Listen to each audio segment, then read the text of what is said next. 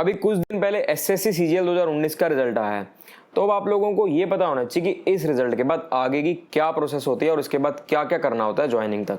तो आज हम इसी के बारे में बात करने वाले हैं और मैं आपको कंप्लीट डिटेल्स दे दूंगा, सब कुछ बता दूंगा कि बिल्कुल बेसिक से स्टार्टिंग से लेकर के ज्वाइनिंग तक क्या क्या होगा, सारी प्रोसेस और सारे डाउट्स आपके क्लियर हो जाएंगे और आपको पता चल जाएगा। और ये वीडियो सिर्फ 2019 वालों के लिए इंपॉर्टेंट नहीं है, ये सब लोगों के लिए इंपॉर्टेंट है, क्योंकि जो लोग आगे भी प्लान कर रहे हैं एग्जाम देने के उनको पता होना चाहिए कि क्या प्रोसेस रहती है, क्या होता है। तो भाई देखो, सबसे पहले तो आपको एग्जाम पैटर्न के बारे में पता होना चाहिए कि एग्जाम क्या होता है, कैसे होता है। उसके लिए ऑलरेडी मैंने एक वीडियो बना रखी है, वो मैं डिस्क्रिप्शन में डाल दूंगा, आप लोग जाकर देख लेना उसको। अब मैं आपको ये बता दूं कि टीयर 1, टीयर 2 और टीयर 3 इसके बाद जो लिस्ट निकलती है वो लिस्ट अभी निकली है, वो वाला रिजल्ट अभी आया है। ये फाइनल रिजल्ट नहीं है, इसको फाइनल रिजल्ट मत समझना, फाइनल रिजल्ट अभी आना बाकी है। ये टीयर 3 के बाद वाला रिजल्ट है, यानी कि जो लोग सीपीटी के लिए क्वालिफाई हुए हैं उनका रिजल्ट है, जो सीपीटी और डेस्क के लिए क्वालिफाई हुए हैं। तो भाई 4 लिस्ट निकलती हैं, लिस्ट 1, लिस्ट 2, लिस्ट 3, लिस्ट 4। जो मेन लिस्ट होती है वो होती है लिस्ट 3, यानी कि जो मेजर जितनी भी ज्यादातर पोस्ट हैं, जैसे excise, income tax, CBI, ED, mostly जितनी पोस्ट होती हैं वो सब लिस्ट 3 वाले बच्चों के लिए होती है। अब जो लिस्ट 4 होती है, लिस्ट 4 उनके लिए होती है जो सिर्फ डेस्क देने के लिए एलिजिबल है, यानी कि जिनके कम मार्क्स हैं। तो अगर प्रैक्टिकली मैं बात करूं, देखो भाई मन को तसल्ली देने वाली बात अलग है, लेकिन अगर प्रैक्टिकली बात करूं तो जिन लोगों का नाम सिर्फ लिस्ट 4 में होता है उनके सिलेक्शन के चांसेस बहुत कम होते हैं। अब जो लिस्ट 1 और लिस्ट 2 होती है वो AA और जेएसओ की पोस्ट के लिए होती है। लिस्ट 3 वाले बच्चों के लिए सीपीटी और लिस्ट 4 वाले बच्चों के लिए डेस्ट होता है। अब क्या होगा, अब आपकी एक डेट आएगी कि इस डेट को आपका सीपीटी या डेस्ट है। वो डेट आने के बाद आपका एडमिट कार्ड मिलेगा और आपको सीपीटी या डेस्ट के लिए जाना होगा। अब आपको ये पता होना चाहिए कि सीपीटी क्या होता है, डेस्ट क्या होता है, दोनों में क्या डिफरेंस होता है, क्या सिलेबस होता है, सारी डिटेल्स पता होनी चाहिए। इसके लिए भी वीडियो ऑलरेडी बना रखी है, ये भी मैं डिस्क्रिप्शन में डाल दूंगा। अगर आप लोग देखना चाहो तो सीपीटी एंड डॉक्यूमेंट वेरिफिकेशन नाम की प्लेलिस्ट में जाकर देख सकते हो। अब आप लोग जब सीपीटी और डेस्ट दे दोगे तो ठीक है, उसके बाद आपका एक स्टेज रह जाएगी, इसको बोलते हैं टीयर 4 सीपीटी वाले को। इसके बाद आपकी जो स्टेज रह जाएगी वो रह जाएगी डॉक्यूमेंट वेरिफिकेशन की। डॉक्यूमेंट वेरिफिकेशन में क्या होता है, आपको अपनी पोस्ट प्रेफरेंस वगैरह भरनी होती है और सारी डिटेल्स आप अपने डॉक्यूमेंट शो करते हो। उसके लिए भी वीडियो मैंने बना रखी है कि आपको कैसे करना होता है। आप लोग अपने सारे डॉक्यूमेंट्स दिखाओगे और अपनी मेन आप उनको ये बताओगे कि आपको कौन सी पोस्ट चाहिए। जो पोस्ट आप अपने पोस्ट प्रेफरेंस फॉर्म में भर के आओगे उन्हीं में से ही आपको कोई पोस्ट मिलेगी, अगर आपके मार्क्स उसकी कट ऑफ को क्लियर कर गए तो। अब आपको एक और बात बता दूं कि जो ये सीपीटी और डेस्ट होता है ना, इसका रिजल्ट डॉक्यूमेंट वेरिफिकेशन के बाद आता है। तो यहाँ पे लोगों को दिक्कत आती है कि भाई अगर उनकी ड्रीम पोस्ट सीपीटी वाली है लेकिन उनको यही नहीं पता कि सीपीटी में क्लियर हुए हैं या नहीं हुए, तो इस सब चीज को एक्सप्लेन करते हुए मैंने डीवी की वीडियो बनाई है, वो भी जरूर देख लेना, आपको सारी डिटेल्स मिल जाएंगी। डीवी का प्रोसेस कुछ दिन तक चलता है क्योंकि अलग अलग रीजन्स में कंडक्ट करवाना होता है, बहुत सारे बच्चे होते हैं और सब बच्चों के डॉक्यूमेंट्स वगैरह, पोस्ट प्रेफरेंस सब कुछ चेक करना होता है।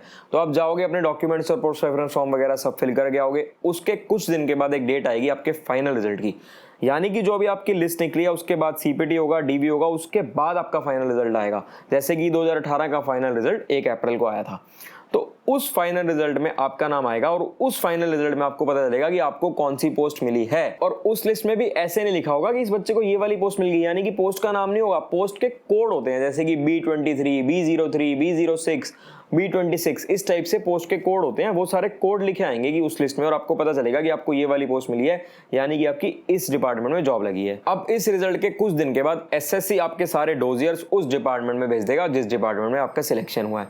अब वहां पे क्या होगा, वहां पे डिपार्टमेंट में चीजें वेरी करती हैं, हर डिपार्टमेंट का अलग प्रोसेस होता है। कुछ डिपार्टमेंट्स तो बहुत जल्दी ज्वाइनिंग दे देते हैं और कुछ डिपार्टमेंट्स इस रिजल्ट के बाद भी 8 से 10 महीने लगा देते हैं ज्वाइनिंग में। अभी आपको सारा बताऊंगा। जैसे अगर मैं बात करूं एक्साइज की या इनकम टैक्स की, तो इनमें क्या होता है, इनमें आपको जोन अलॉट होते हैं, जोन एलोकेशन होती है। तो इस सारी प्रोसेस के बाद जब आपके डोजियर्स एसएससी उस डिपार्टमेंट में भेज देगा तो वो डिपार्टमेंट आपसे जोन एलोकेशन के लिए पूछेगा, यानी कि वो एक लिस्ट निकालेगा और आपको बताएगा कि आपको उस लिस्ट में अपनी जोन एलोकेशन फिल करना है, कि आपको कौन सा जोन चाहिए, आपको प्रेफरेंस फिल करनी है कि फर्स्ट प्रेफरेंस ये, सेकंड ये, थर्ड ये, फोर्थ ये। तो आपको अपनी रैंक के हिसाब से जोन मिलेगा, जितने बच्चे, जितनी वैकेंसी होंगी जिस जोन में, उसके हिसाब से आपको अपना जोन मिल जाएगा। जब आप इस जोन के लिए फॉर्म फिल करोगे, उसके साथ साथ कुछ और डॉक्यूमेंट भी सबमिट करने होते हैं, वो आपको सब मेल पर डिपार्टमेंट बता देता है, वो सारे डॉक्यूमेंट सबमिट कर देना। इसके बाद क्या होता है, इसके बाद फिजिकल और मेडिकल होता है, वो भी कुछ डिपार्टमेंट्स में होता है, कुछ में नहीं होता, सब में नहीं होता। तो जोन एलोकेशन के बाद आपका फिजिकल और मेडिकल कंडक्ट किया जाएगा। जो जो लोग उसको क्लियर कर जाएंगे, उसके बाद आपका डिपार्टमेंट आपकी डॉक्यूमेंट वेरिफिकेशन करेगा। पहले तो आपकी डॉक्यूमेंट वेरिफिकेशन करी थी एसएससी ने, अब वही सेम डॉक्यूमेंट वेरिफिकेशन डिपार्टमेंट भी करेगा अगर आप लोग फिजिकल और मेडिकल में क्लियर हो गए उसके बाद। अब इस सब के बाद एक स्टेप और बचता है, वो है पुलिस वेरिफिकेशन का, यानी कि आपकी पुलिस वेरिफिकेशन होगी, उसके बाद आपकी ज्वाइनिंग होगी। अब ज्वाइनिंग में क्या, कुछ ऐसे डिपार्टमेंट्स होते हैं जो ट्रेनिंग ज्वाइनिंग के साथ साथ करवा देते हैं, कुछ ऐसे डिपार्टमेंट्स होते हैं जो ट्रेनिंग ज्वाइनिंग से पहले करवाते हैं जैसे कि सीबीआई, और कुछ ऐसे डिपार्टमेंट्स होते हैं जो ज्वाइनिंग के बाद में करवा लेते हैं ट्रेनिंग। ये सब चीजें डिपार्टमेंट टू डिपार्टमेंट वेरी करती हैं। जो आप लोगों का अभी रिजल्ट आया है इसके बाद की ये सारी प्रोसेस थी, ये सारी मैंने आपको बता दी है। अब आप लोगों को एक चीज और पता होनी चाहिए कि कौन से डिपार्टमेंट की ज्वाइनिंग जल्दी हो जाती है और कौन से डिपार्टमेंट की ज्वाइनिंग लेट हो जाती है।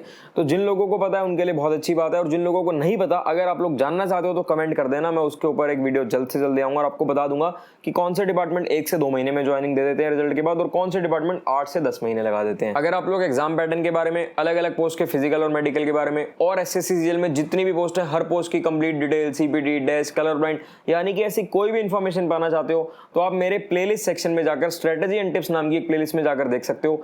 वहां पर आपको हर इंपॉर्टेंट चीज पर डिटेल वीडियो मिल जाएगी। और जैसा कि मैंने आपको अभी कम से कम समय में मैक्सिमम इंफॉर्मेशन दे दी, ऐसे ही हर वीडियो में मैंने मिनिमम समय में मैक्सिमम इंफॉर्मेशन दी हुई है, आप लोग जाकर देख सकते हो। और जिन लोगों ने अब तक चैनल को सब्सक्राइब नहीं किया, प्लीज जल्दी से जल्दी हमारे चैनल को सब्सक्राइब कर दो और मैक्सिमम लोगों तक हमारे चैनल को पहुंचाओ। और कमेंट सेक्शन में जरूर बताना कि नेक्स्ट वीडियो आपको कौन से टॉपिक पर चाहिए। ठीक है, फिर मिलेंगे आपसे अगली वीडियो में।